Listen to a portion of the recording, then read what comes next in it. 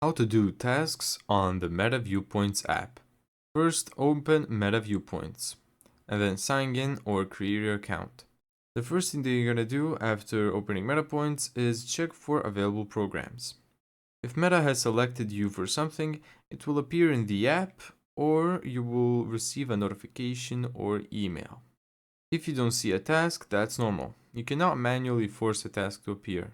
Meta determines which programs you're eligible for and when they're available. Step 3. Open the task. Tap the available program to see its instructions. Before joining, Viewpoints explains what information the program collects, how it will be used, and how many points you'll receive. Step 4. Read the requirements and start. If you're happy with the task, tap the button to join the program. Tasks can be different. Meta says programs can include things such as surveys, research studies, trying new products or features, and specific tasks requested by Meta. Once you've completed everything, submit the program. Your successful completion earns the number of points specified when you join the program.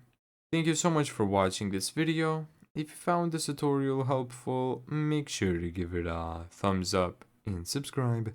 And as always, see you in the next video.